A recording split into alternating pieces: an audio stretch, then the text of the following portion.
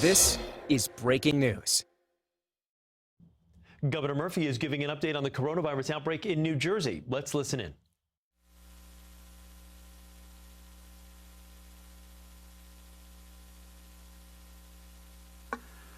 Good afternoon, everybody. Thank you for your patience,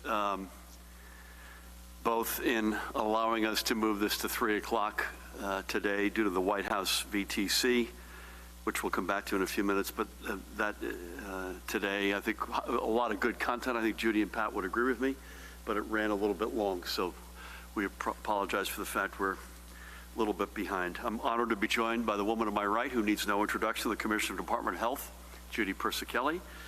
To her right, another guy who's increasingly in need of no introduction, Communicable Disease Service Medical Director in the Department of Health, Dr. Ed Lifshitz. Judy and Ed, great to have you both. And the guy to my left who definitely doesn't need an introduction, State Police Superintendent Colonel Pat Callahan. Pat. We're also joined by Jared Maples, Director of the Department of Homeland Security and Preparedness, and soon by Chief Counsel Matt Placken. Let's begin with our daily update on the numbers and charts, and may these never just be numbers and charts. These are real lives we're talking about. First, today we're announcing an additional 3,047 positive test results, pushing our state total to 102,196. My monitor is out down here, Mahan. If somebody could get it plugged in would be great. But even as we cross 100,000, we must keep in mind that there are tens of thousands of New Jerseyans who had tested positive over the past 7 weeks and who have beaten COVID-19. Judy and Ed would agree with that. And sadly, we must report with the heaviest of hearts, 253 additional lives lost, meaning that we have now lost a total of 5,617 of our blessed residents to COVID-19 related complications. Bless their hearts. As we look at the curve of COVID-19 cases, it's still flat. And again, these are positive tests. And as we have said, we could take some solace in this, in that the curve is flattening. And by the way, it's flattening. I think positivities are ballpark around the same, Judy. And I know that what is not the same is we started from nothing. This country was not remotely prepared for testing. And we're now into the 90s in terms of sites you can get tested. And we've tested, I think, the 4th highest amount of any state in America. But we all also know that that isn't the complete view of the denominator. Absent universal testing, and Ed will correct the record if he sees that differently, we do not know the denominator, but that is gratifying given the alternatives. And look at the curve as it was a month or so ago. However, the map that we've been showing you, okay, largely still good with our new color scheme. This map looks a little bit different than it did yesterday, and not in a good way. Several counties have slid backward, and if you could see, folks, the numbers in each county is the number of days it takes to double the infection universe in that county. And you've seen, unfortunately, a little bit backsliding. We cannot let that happen, folks. We cannot let that happen. Our most important weapon, the biggest weapon we have, you and me and all of us, is our ability to social distance, to stay at home, to stay away from each other. And by doing so, we crack the back not just of people who are infected, but we lower the hospitalizations, the ICUs, the ventilator use, and please God, the fatalities. I cannot be more clear or more plain. Everyone has a role to play in slowing the spread of COVID-19. We have to work together to lighten this map. We cannot ease up one bit on our social distancing. I am not in a position yet to begin fully putting our state on the road back. We need to see more progress and more slowing before we can begin those considerations. Please, and thank you. You've done an extraordinary job so far. Don't take your foot off the gas, please. In our healthcare system, as of 10:30 last night, there were 6,847 residents hospitalized for COVID-19. This is a decrease, Judy, from what we've been seeing, and I know you're going to get into this in more detail. Our field medical stations reported 98 patients. There were 1,933 patients in either critical or intensive care. That's about virtually unchanged, I think. And notably, ventilator use had a considerable one-day drop to 1,487 currently in use. Okay, you all can see how that chart works. And again, the numbers at the top, 1933, are folks in critical care, and 1,487 are the number of folks who are on ventilators. We saw 385 new hospitalizations yesterday, and this chart shows how we've seen ups and downs over the past few days, but the 3-day average trend line is generally moving in the right direction, which is down. And for the 24 hours preceding 10 p.m. last night, our hospitals reported 778 total discharges. Notably, if you look at the 3-day average, we see discharges exceeding admittances. And again, the yellow line are the folks who are leaving, and the orange line are the folks who are arriving. And the yellow line being meaningfully above the orange line is what we're hoping for. Sadly, of course, we know that there are those who are not being reunited with their families on the other end of COVID-19. The toll of this disease, in terms of the loss of life, remains staggering to all of us. So as we have been doing, I'd like to remember a few more of our neighbors who we have lost, and let none of us ever think of those we have lost as mere numbers on a graph. They were real lives, and they leave behind real families. First up, here is on the left, Jerry Genuino. For the past 2 decades, he served the families and children of Fairlawn, starting as a custodian at the Warren Point Elementary School before becoming a well-known and beloved bus driver. If you need to know anything about Jerry's commitment to the community, consider this story. And I told his widow this morning that I remember this story from last fall. One day last October, he was driving a group of students back to school from a field trip. On Route 208 in Wyckoff, he saw a truck that had caught fire. Jerry calmly pulled his bus over, extinguished the fire, got back in, and by the way, the police hadn't even arrived yet, and proceeded to get his students back to school safely and on time. You talk about cool under pressure. Jerry was a star, God bless him. He leaves behind his wife, Mary Jane, with whom I spoke this morning, 2 daughters, blessed daughters, and a community that loved him. God bless you, Jerry. This is God love him, and that includes yours truly and legislative leaders and others in the background. I see the Attorney General there, Lieutenant Governor. This is Christian Aviles. He was only a senior at William Patterson University, where he was a mainstay on the dean's list. He was set to receive dual degrees in sociology and communications. He had a deep interest in public service and had interned for both State Senator Nellie Poe, and Nellie and I had an exchange this morning on Christian, and AFT Local 1796 President Susanna Tardy. He was also a talented artist and even had his work displayed, I think, courtesy of Congressman Bill Pascrell, in the U.S. Capitol. He was a very bright light that has been extinguished far, far too early. In his honor and memory, William Patterson University President Richard Heldobler has already announced his intention to have Christian's name added to the student memorial tree on campus. Christian leaves behind his mother, Anna, with whom I had the honor of speaking this morning, and his 2 siblings, Edwin and Angel. May God bless them all, and may God bless and watch over Christian.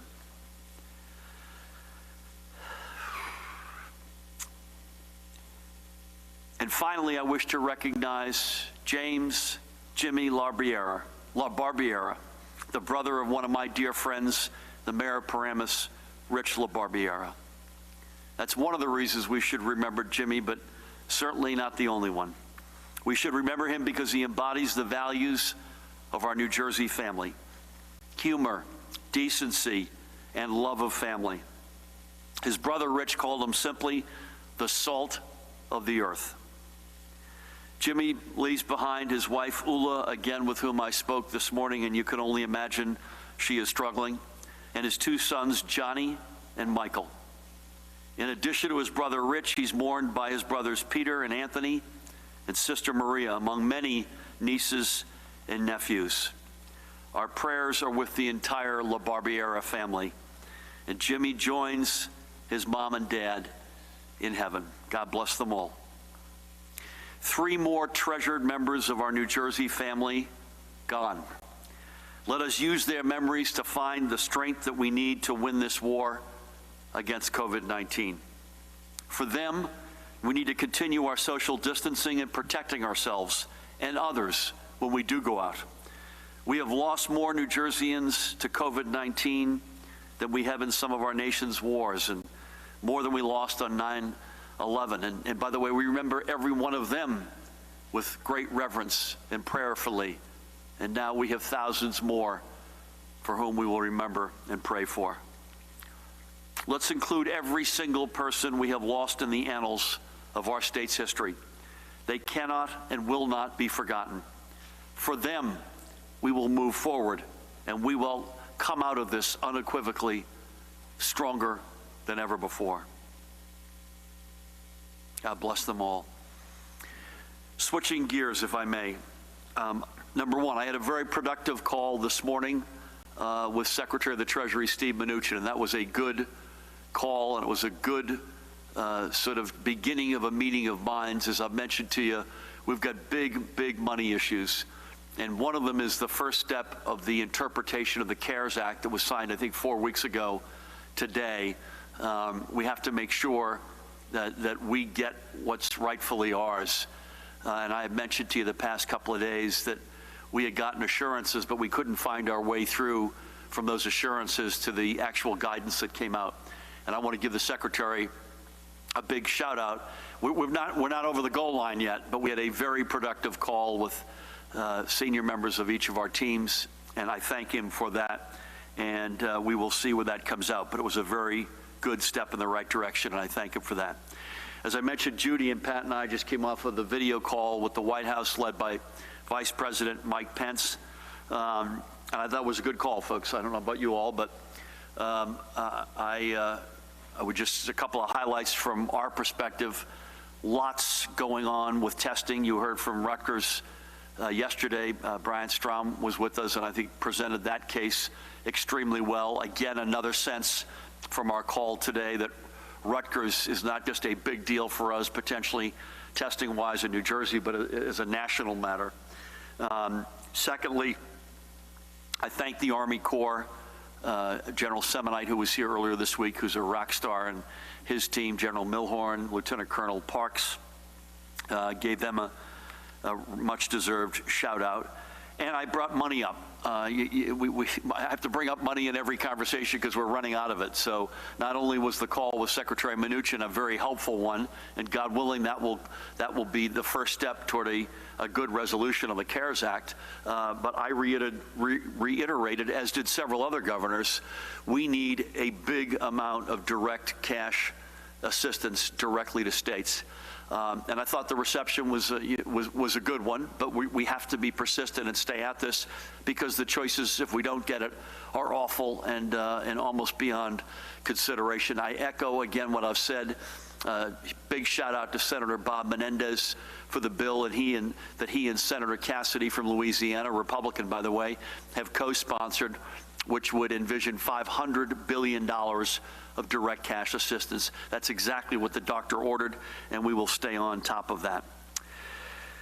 Today, we're announcing new measures to help our renters and homeowners feel more secure as we continue our battle against COVID-19. We recognize the anxiety that so many feel about looming mortgage and rent payments, especially with May 1st a week away. And I had a conversation, by the way, on this very topic this morning with another New Jersey icon, Steve Van Zandt. And I want to give Steve a shout out because he was expressing enormous concern about matters such as the ones that I'm going to refer to now. Throughout this emergency, we have been proactive in engaging stakeholder groups to seek solutions. We implemented prohibitions against anyone losing their homes to eviction or foreclosure. We have worked alongside mortgage lenders to implement a significant forbearance program. And we have worked through the Housing and Mortgage Finance Agency to protect 30,000 renters throughout the entire portfolio from rent increases. And we will continue to be proactive on housing relief.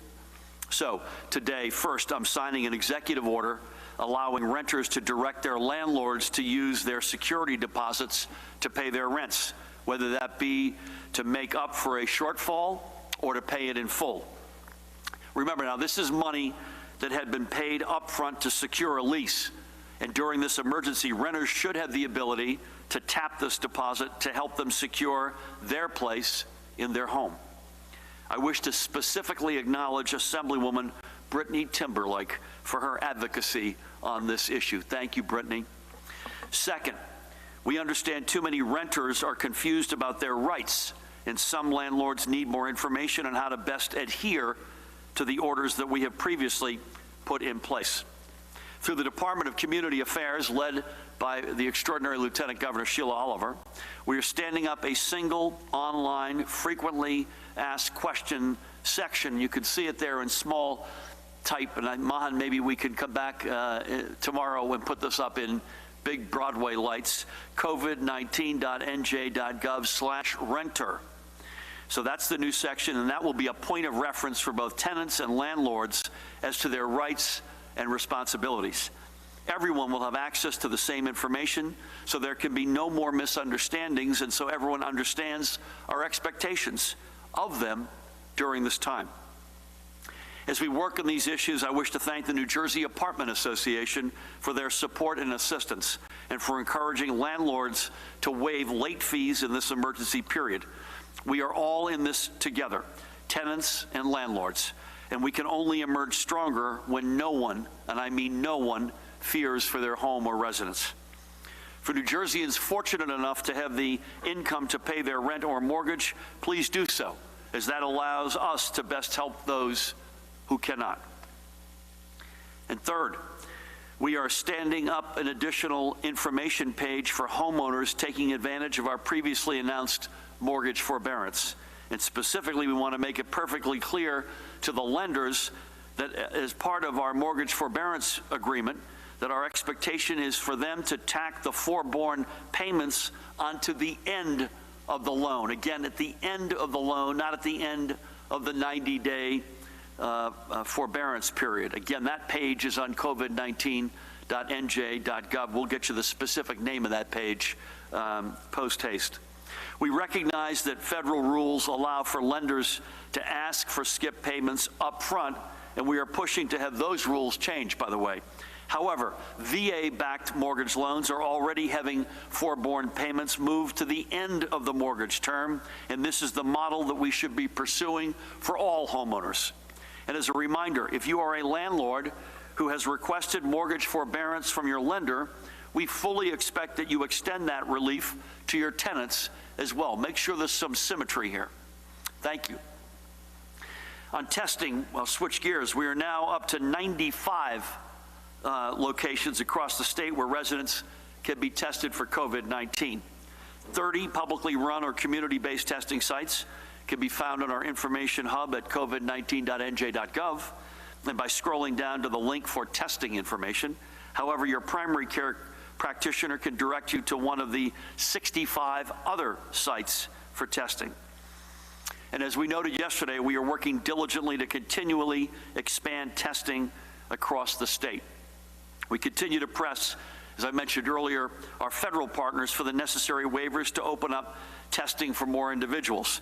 We are working with great partners, Rutgers University in a big way, and our private labs to bring new testing systems and fast-tracked test processing into broad use. And again, to remind everyone, having a robust testing program in place is key for our ability to begin getting our economy back running. It's a very simple equation, and let me remind you if I can, public health creates economic health. It is in that order. Public health creates economic health. So the sooner that we have the testing that we need in place, the sooner we can give our residents the confidence that they will know to know that they will be safe once we begin down the road to that new normal. I want to say thank you to some friends. Angelo and Tina Koo, who are donating 1 million surgical masks today. They are en route, but we didn't want to sit on this news any longer. By the way, Tina and Angelo, I met independently when I lived in Hong Kong. Tina, who worked for me and with me, is a Homedale native. Angelo comes from a very successful and renowned business family in Taiwan, and then they met and have been married, I think, for 20 plus years. Our global community has stepped forward like never before to help us. And in this case, I thank not just Angelo and Tina, I thank the people of Taiwan for their continued support. The diversity of our state and our nation, for that matter, is one of our strongest assets. This is no time for folks to blame one group or another, especially our Asian brothers and sisters who have stepped up tremendously. And for those of you who follow geopolitics, I'm happy to say not only have folks in this country largely checked their partisan politics at the door to fight on behalf in this state of every single one of our residents, and in this country on every single one of our residents, but you don't normally get the likes of Taiwan and the PRC and Japan and South Korea and others, each to their credit, answering our calls for help. So I want to thank, again, I want to thank the Koos for their help here. Before I close, I'd like to give a few additional shout outs to some people across the state who have been doing great things in our communities. Over the past several days, I've reported on several young people who are really stepping up in their community. So here's another young New Jerseyan who deserves our thanks. There he is. This is 14-year-old Josh Enberg. I got a son named Joshua. He's automatically in the Hall of Fame. Every Friday for the past 18 months, he has been volunteering with the Sparta Ecumenical Food Pantry, which serves over 3,000 families in Sussex County, up in your neck of the woods, Pat. Since many of the older volunteers who Josh works alongside have been taking rightfully and smartly extra precautions, the pantry has found itself shorthanded. But Josh has been stepping up his volunteering time to help fill the gaps. So to you, Josh, thank you for all you're doing to ensure that families who rely on the Sparta Ecumenical Food Pantry are being served. And I should note, and Pat knows this, that Josh's dad, Brian Enberg, is the State Search and Rescue Coordinator for the Office of Emergency Management and has been part of the team helping us build out our hospital capacity. So we thank not just Josh, but his dad and all the other folks out there stepping up in a big way. Speaking of which, here are 4 students from the LEAP Academy in Camden, a school I know well. Senior Joshua Ramos, junior Alexandra San Vicente, sophomores Caterine Batista, and another sophomore and sister of Alexandra, Heidi San Vicente. They are part of LEAP's Fab Lab. And using the school's 3D printers, they're on a mission to create 1,000 face shields for our frontline healthcare workers. They're assembling the face shields at home using a kit developed by Fab Lab director Christopher McCrum and his colleagues Rafael Miranda and David Salas de la Cruz. They're already 150 face shields deep into their project, with 100 of those going to Cooper University Hospital and 50 to LEAP's own Community Health Center. And these students are going to keep going until the rest of their goal is met. So to everybody at the Fab Lab and to LEAP Academy founder, chair, and a dear friend of mine, Gloria Bonilla Santiago, New Jersey thanks you. And finally, I'd like to give a personal shout out to a team who none of you see, but without whose work these daily briefings would not happen. That's our Tradition Production and Technology team, several of whom are behind the camera today. So here's my thanks to the team here at Trenton War Memorial, Bill Nutter, Mike Santoro, and Sidney Justice, and the folks from the Office of Information Technology, Jack Hensley, Sarah Casey, Roy Woods, Carol McKenna, and Chris Charkis. And to every one of you who continues doing what you're doing to halt the spread of COVID-19 so we can come out on the other side, bless you and thank you. But remember, this is no time for us to give up. Let's keep at it, and together we will win this. I mentioned, I think recently, my dad used to say, my late father, he used to say, remember, the Alpha and the Omega, the beginning and the end. And we got a beginning and an end to share with you before I turn things over to you, Judy, if that's all right. On the one hand, I'm proud to announce that our New Jersey family has grown. I received this picture from Kevin and Wendy Slavin. Kevin, of course, is the CEO of St. Joseph's Health and the chairman of the New Jersey Hospital Association, a good friend of Judy's. Here are Kevin and Wendy's son, Sean, and daughter-in-law, Emily, with our newest New Jerseyan, Rosemary Slavin. Everyone is safe and healthy, thank God. Welcome to our New Jersey family, young Rosemary. God bless you.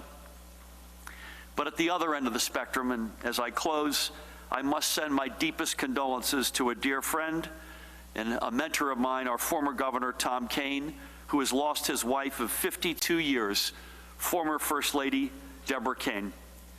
As First Lady, Debbie Kean did not let the trappings of politics nor the pressure from the media change who she was. Throughout Governor Kean's administration and for all the years, frankly, before and since, she remained a quiet public presence, but was a strong private presence as a wife, mother, and lifelong friend. And even with all being governor entails, she remained focused on ensuring her husband did not forget that while he may have held our state's highest public office, his greatest responsibility was to his family. And that, in and of itself, is an extraordinary legacy. I had the honor of speaking to both Governor Kean and his son, Senator Tom Kean, earlier. God bless them both, and God bless Mrs. Kean's memory. So to the governor, to their children, Tom Jr., Alexandra, and Reed, and grandchildren, all of our thoughts and prayers are with you. God bless her and her memory, and each and every one of you. With that, please allow me to turn things over to the Commissioner of Health, a woman who needs no introduction. Please help me welcome Judy Persichilli. Thank you, Governor, and good afternoon. Well, our hospitals are reporting 6,847 hospitalizations last night. That includes COVID-positive patients and persons under investigation.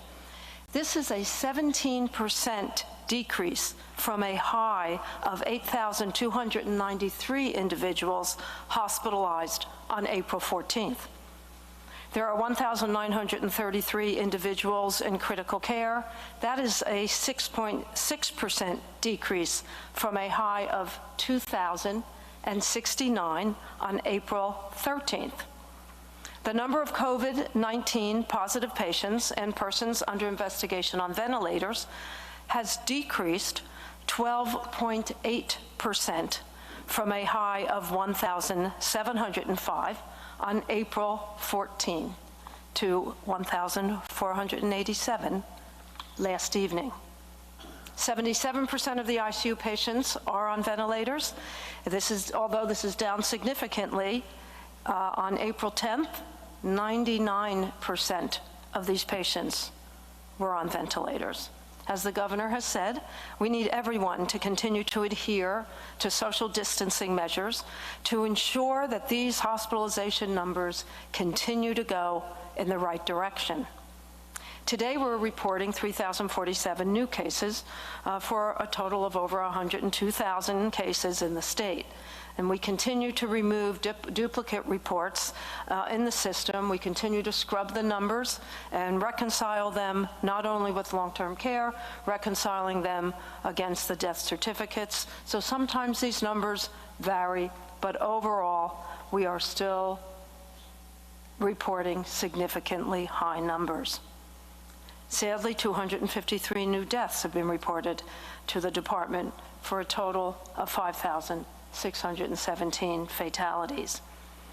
The breakdown of deaths by race and ethnicity are as follows: white, 53.5%, black, 20.1%, that is slightly down, Hispanic, 16.3%, Asian, 5.3%, other, 4.9%. There are now 452 long-term care facilities in the state with COVID-19 cases. Our survey teams are continuing to inspect long-term care facilities. The team has conducted 30 inspections since last Thursday. They have issued directed plans of correction to 3 facilities, requiring them to hire consultants for infection control, nursing, and administrative oversight. Testing has been completed at the Paramus Veterans Home, and as you know, the VA is helping us with that. The positivity rate is 46%. The total census for all of the facilities in the veterans' homes is 725. Of the 725, 244 residents have tested positive, and 91 veterans have passed away. Additionally, today, Cooper University, in collaboration with Cooper University Health System, we will complete testing of 16 long-term care facilities in the southern part of the state. In terms of lab reports, arriving to data from this morning, according to data from this morning, of the 7 labs that report to us, 185,329 individuals have been tested. 81,563 have tested positive, for a positivity rate of 44.1%. Earlier this week, I covered the importance of safely using cleaning products because of the increases in calls that we were getting at the Poison Center. As a reminder, follow the product's instructions closely. Wear disposable gloves to clean and disinfect. Use EPA-registered household disinfectants, and ensure proper ventilation when cleaning. Keep these products away from children. And certainly, they should never be ingested or injected. When they're swallowed, many household products cause severe gastrointestinal symptoms. You may be repeatedly sick and even vomit. You may vomit blood. You may experience swelling of the tongue or lips, or have burns to the esophagus. You may have abdominal pain, and you may notice blood in your stools. Do not ingest or inject disinfectants. As always, I thank you for staying home, maintaining social distancing. Stay connected, stay safe, and stay healthy. Thank you. Judy, thank you for that and for that reminder. And for all, just a quick follow-up. Counties in terms of positive tests remain the same group: Bergen, followed by Essex, Hudson, Union, Passaic, and Middlesex. Those continue to be the 6 with the most positives, and not surprising given that they're largely in that New York metro reality. Thank you for that and for all. Pat Callahan, anything on compliance, PPE, infrastructure, other matters? Thank you. Sure. Thank you, Governor. Very briefly, overnight, Newark Police Department issued 83 EO violations and closed 1 business. In Clinton, 3 subjects were cited for playing golf on a closed golf course. In Elizabeth, 7 subjects were charged for congregating. They had been warned several times and continued to not socially distance and stay at a location. In another incident, a subject who failed to disperse threatened to shoot the police and was charged with terroristic threats as well as violating the EO. In Patterson, a barber shop owner was cited for remaining open. Also in Patterson, 5 subjects were cited who refused to disperse. And in Parsippany, a retail vape shop was open that did not sell other convenience store items that would allow them to stay open as essential, and that owner was subsequently cited as well. And just a good story that I think with regard to equipment, Governor, and ventilators. This morning before dawn, the commissioner reached out to me. She had heard directly from a respiratory therapist at a hospital that was in dire need of ventilators and specifically asked for non-invasive ventilators. The ones that you referenced yesterday, Governor, the 500, were both dual-purpose ventilators. So within a few hours, I was on the phone with that respiratory therapist, and shortly after that, 10 of those were delivered to that hospital. So I just pointed out as the commissioner's accessibility. It's one thing to be accessible, but you have to act upon it, which I'm honored to be part of a team that is both accessible and able to act, because those are life-saving equipment, whether they be invasive or non-invasive. I deferred to the medical experts to tell us that, but it was good to be part of something that came together so quickly with such effectiveness. So thanks, Gov. Thank you, Pat, and amen to that. Thank you, Judy, and thank you, Pat, both. We'll start over here with Brent. Before I do, just to say, tomorrow, unless Mahan tells me otherwise, we'll be here at 1 p.m. Tomorrow, right? So 1 o'clock tomorrow. Sunday, we will communicate electronically or so-called on paper unless there's a reason for us to get with you either in person or telephonically, in which case we'll let you know. And Monday is to be determined. We had a White House VTC today, which is unusual for Friday. I'm not sure if that replaced yesterday's or Monday's, so bear with us. Our preferred timing is 1 p.m., but those video calls are important and we need to be a part of them. And they're important for New Jersey. That's why we do it. So please bear with us on that. But at a minimum, 1 p.m. tomorrow. Thank you. Brent, you're up. Good afternoon. There are far many people with developmental and intellectual disabilities in group homes. Will they be tested too? 2, you put out a call for nursing home employees from other states or retirees to step up and help nursing homes here. Have they been deployed, and if so, how many? The state website says there are 141 patients with COVID-19 at psychiatric facilities, but 373 staff members, which is more than double. How is that possible? That seems weird. If one of the big reasons for the stay-at-home orders was to flatten the curve, does that mean it's time to begin lifting orders, albeit gingerly? And a new study shows more people hospitalized have underlying conditions, much more than those who don't. What about just isolating them and letting others begin to reopen up? Okay. A couple of things. Just on lifting orders, we're going to still on Monday discuss the broad principles of how we see, as I mentioned yesterday, how we see the sort of steps that we need to take in terms of the so-called reopening. I read a couple of quotes saying that we were refusing to think about it or talk about it, which is ridiculous. Here's what we're refusing. We're refusing to live. We had 253 people die today. We saw the heat map go the wrong direction. Positive tests are still going up. They're not plateauing or going down. Hospitalizations, that's good news. That is going down. Although Judy reminded me today, the ICU percentage of those hospitalizations is higher than we'd like. So we're not out of the woods yet. So with all due respect, Brent, this is not directed in agitation towards you. It's a fair question to ask. We're not there yet. We're not there yet. And I've got no, folks, this does not benefit me or any of us personally to stand in the way if the facts suggest we should proceed. When the facts suggest we should proceed, we will proceed. I promise you. And by the way, we're spending an enormous amount of time, including gathering as many wise women and men we can in the state and perhaps beyond the state to give us the advice that we need, not just from a health standpoint in Judy's and Ed's side of the house, but from an economic development and reality standpoint.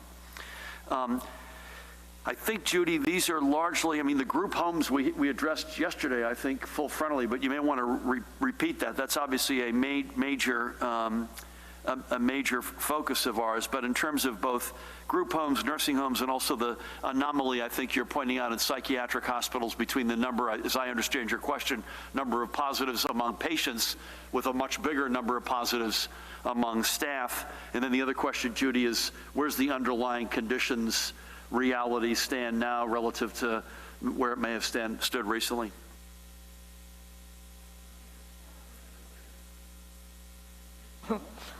We can start with the underlying conditions. I'm just looking for my sheet. But while I'm doing that, let's talk about what I call the vulnerable populations. We know we have 1,400 individuals in the psychiatric hospitals.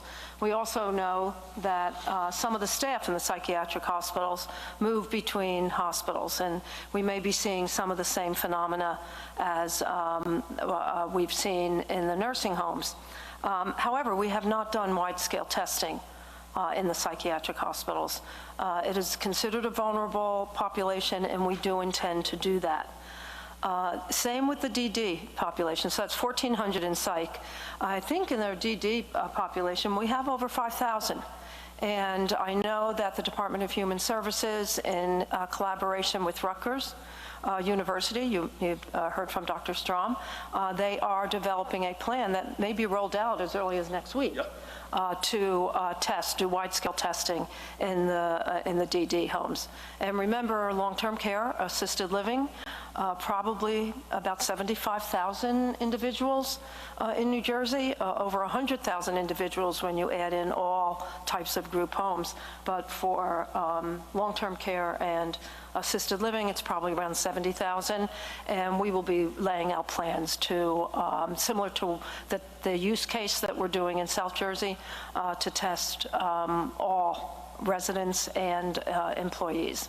Judy, just for clarification, DD is developmentally disabled. Yes, I'm sorry, folks. No, I just want to. I meant to say this up front before I threw it to you.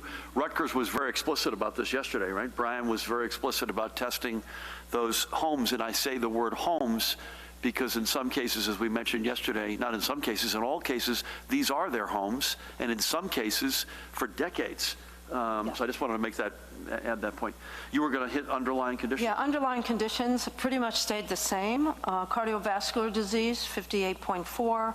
Diabetes mellitus, 42.5. Other chronic diseases, 31.4. Chronic lung disease, asthma, emphysema, COPD, 19.5. Chronic renal, 15.6. Neurological disability, 15.5. Other category, 13.7, and cancer, 11%. What do we miss there?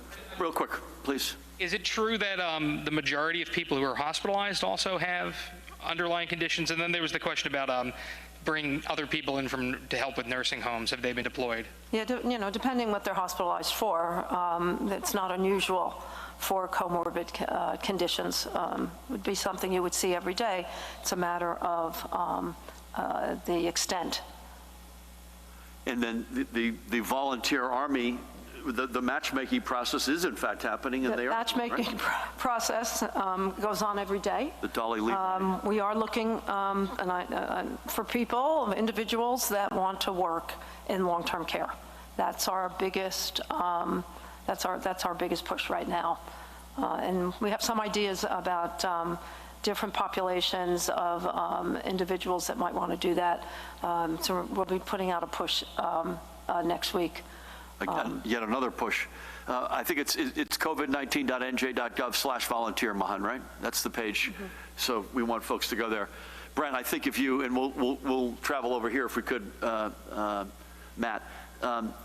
If you look at Judy and Ed, tell me if you disagree with this. If you look at elderly, if you look at folks with comorbidities, and you look at folks in long-term care facilities, those are the three big blows to our state overwhelmingly that we've taken. We saw Christian's picture, by the way, earlier, 22 years old. There are, unfortunately, folks, no one is immune from this. There are overwhelming exceptions, but I think it's fair to say those are the three big parts of our society that have been crushed. Please, Ian. Governor, you said you are concerned about people of color and possibly Latinx people being overrepresented in COVID deaths in New Jersey. The Department of Health does not seem to have, or at least is not reporting, ethnic and racial data on the population tested. This is not required in the law you just signed, but shouldn't we just track this as well so we can make sure the testing system is not biased against these populations? Is that it? In a perfect world, the answer is yes. I don't know that we've got, we're playing the hand we've been dealt. Ed, would you weigh in on that? Sure. So when the doctor orders a test and the lab runs it, the lab can only report back the information they get from the doctor. When the doctor orders that test, they're not reporting what the patient's ethnicity or race or anything. They're just reporting the patient's name and that sort of stuff. When the lab then reports that data to us, particularly all those negative ones, we don't have that information because the lab never had that information. We don't have any way to tie a name together with anybody's race or ethnicity. A further investigation is done on those who are positive, and that's why we can pick up race and ethnicity on those, and we especially prioritize those who've had worse outcomes, such as deaths, which is why we know more about those sorts of people. But as far as knowing the total race and ethnicity of everybody who had a test ordered, that's just something that unfortunately is not possible. So I like the, let me say this as a conceptual matter, I love the point. And so if you could somehow find that nirvana where you could scale up testing and have a rapid turnaround on the result and get that information, count me in. I just think it's going to be challenging. So let me ask Judy a quick question. Ed, thank you for that. I don't know that you've got it today.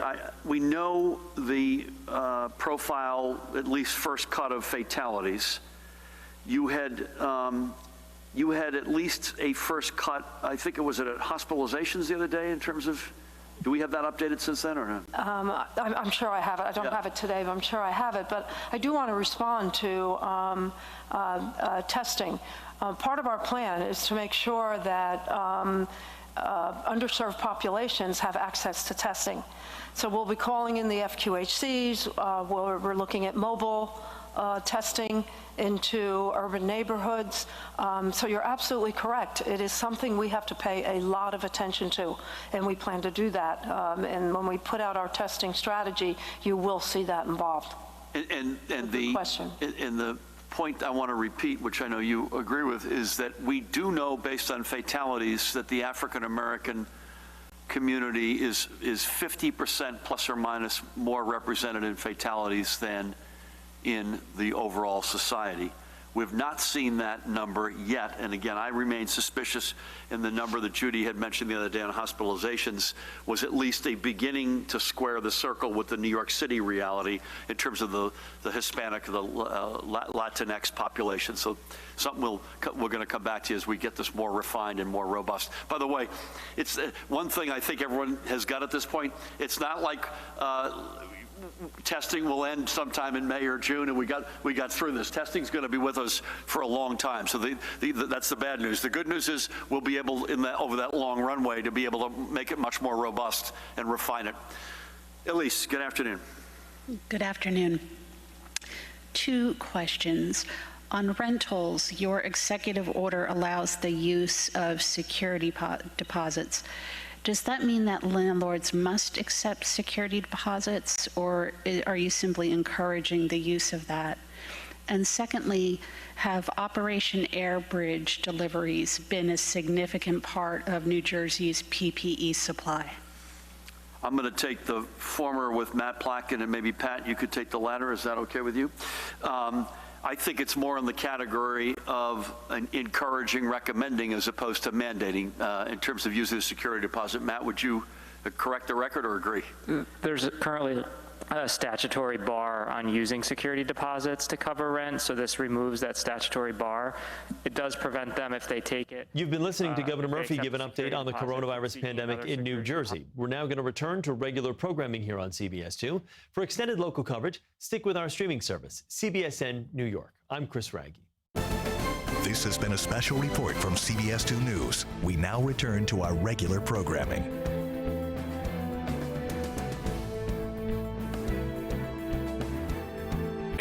We can get it, that we appreciate it, and it still is an ongoing process. I think Pete Gaynor responded that there's been 73 national airbridge missions so far in the last month or so. So it's an ongoing process, Elise, and we, like I said, we appreciate every piece of PPE we get from it. Colonel, do you have any idea how much you've received from Airbridge? You know, we do have that information, and I could circle back with you on that. Sure. Can we come back to you? Do you mind? Mahem, will you remember that? We'll come back and give you a specific count. John, you're going to close this out here unless I missed anybody. Thank you. On testing, how do you view the role of antibody testing in getting back to normal, both antibody testing in hospitals and that would allow for apparently non-COVID and non-urgent care? And Governor, this week you talking about long-term care facilities, you said the standards and protocols, the unevenness is incredibly disappointing. Does that sentiment include the Paramus Vets Home that's run by the state? And on the discharge data, do you include deaths in the hospital as part of the discharge data? That it seems to be the case from some of the data the health department has sent us. And if you are including deaths in that discharge data, is that a fair figure to show people that it gives people the assumption that things are getting better? Yeah, so things are getting better, but we slipped a little bit here, I have to say. So there's no question things are getting better when you look at hospitalizations, ICU, ventilators, and admissions. I will certainly let Ed and Judy address the question on antibody testing, if that's all right, because I will just say I'm not qualified to answer that. Listen, we have the VA has become a very good partner of ours over the past several weeks, and I think the jury is out. I'll come back to you on Paramus in terms of whether or not, again, I don't want to call out a particular facility, but we have to, they're in there right now with our teams, not only surging staffing, but helping us figure out, fair to say, Judy, how we can cohort and all the things that. And so I'm going to reserve the right, if I can, to come back to you, because I'd like to get their independent assessment, which is part of the reason they're there. They're there to first and foremost surge our healthcare worker force in those homes in Menlo Park as well, but as well to make an assessment. You want to say something, Matt, to that, or? I got a text that my last answer wasn't clear. By removing that statutory bar, tenants can instruct their landlords to use the security deposit, so it's not an option. Do you all mind hitting anybody, Ed? Do you mind? Sure. When you're looking for something, like to try to decide if somebody has COVID or had COVID, there's two ways you can do it. One is you actually look for the virus or pieces of it. That's that familiar swab test or the Rutgers spit test as far as that goes. If you get that back, you can be pretty sure that the person actually has COVID at that particular period of time. Then what happens is your body begins to respond to the infection. The way that it responds to the infection is it creates antibodies. Antibodies come at a later time, and exactly when it comes can vary just somewhat. So antibody tests become important to try to decide if somebody has had the disease before, much more important than trying to decide if they have it now, because they may not reflect that. Antibodies, when they're made, one of the things that you hope is that then they become protective, meaning you make antibodies. Antibodies are one of the things that prevent you from getting an infection again, and if you've made antibodies, then you might assume that you're immune from getting that infection again. So when people talk about antibody tests, that's what they're talking about. They're saying, hey, can we have this test now that will show me whether any individual has had this disease in the past and that they are therefore immune, and if they're immune, of course, they can go about their normal business and do everything else. That's what we would like the antibody test to be able to tell us, and that's what some people believe that it is telling them. Unfortunately, that's not actually the case. And it's not actually the case for a variety of reasons. The antibody testing that's out there now comes from a whole variety of sources, and exactly how specific and sensitive that test is isn't clear. For example, it's not clear whether if you were infected with one of the more common circulating coronaviruses last year, because we do have those types of coronaviruses circulating all the time in the state, whether you might test positive for now and think that you actually had COVID when instead you had something that was similar but much less deadly in the past.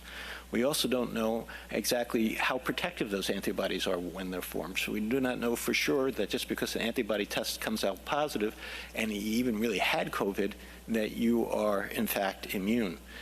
All these tests have a level of what's known as a false positive rate. What's commonly quoted is that they're about 95% specific. And basically what that means is if I had a population where about 5 in 100 people actually had COVID, and I just tested all those people, well, those 5 in 100 people might test positive, but another 5 in 100 would also test positive. So if I tested positive, it'd be roughly a 50-50 chance whether I actually had those antibodies or not, meaning they were the true antibodies as far as protection goes. So for all these reasons, at this point, certainly, no, we do not recommend serology testing to decide if any individual is immune and can go back to work. Where it is useful is what you saw come out of New York City the other day and what New Jersey is trying to move forward with as well, which is looking at a broad population to get a sense in a broad population how many people who we didn't know were sick before might have been sick and get a better sense for what actually happened in the past. Tell me if you disagree with this. Let me make sure I didn't miss this here. On discharge, whether in relationship to deaths, the answer is yes, but there's an important footnote to that. I thought we had made this point earlier, and John, if we haven't, that's probably on me.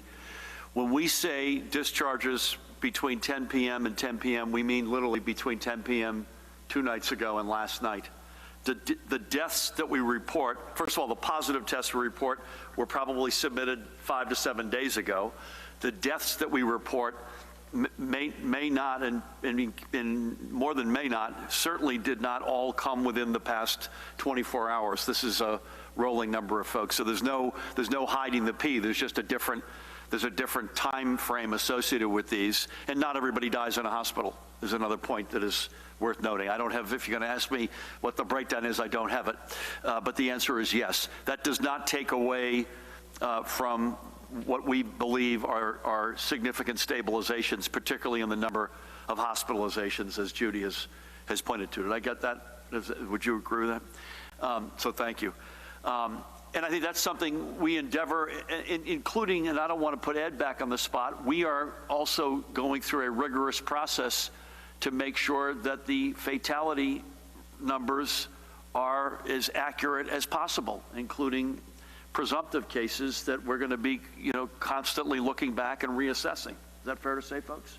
So I don't know if this... Yeah, I think it's important to note that there will be people that expire that have the symptoms of COVID-19, but for whatever reasons, they were not tested. Maybe they expired at home. Maybe they're in the hospital, but the test had not been performed yet because of the lag.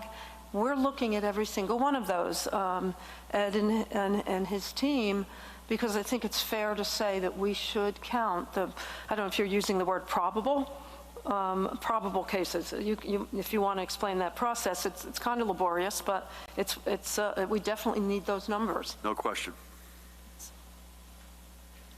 In very brief, we consider a confirmed case or confirmed death anybody that tested positive for it and has died. So those are relatively simple because you know that somebody died and you know that they had a positive test, you put them together. The probable cases go into two broad categories, and they're tougher to tease out. We're getting there, but it's why we're not reporting them out as fast. The two broad categories are, as the commissioner was just saying, those people who might have died at home or might have died in the hospital or somewhere else where that test was never done, so it was never reported that way, but on their death certificate, somebody was suspecting it and a physician wrote COVID in it, and we review those death certificates, and that takes a while, and they become a probable case. The other way is in the long-term care facilities or other places where there's a known outbreak.